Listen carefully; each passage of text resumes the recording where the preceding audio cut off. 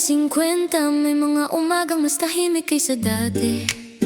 May mga sandaling humihinto ang oras sa pagitan ng paghinga at pag-alala. Sa harap ng salamin, nakikita ko ang mga guhit sa aking mukha.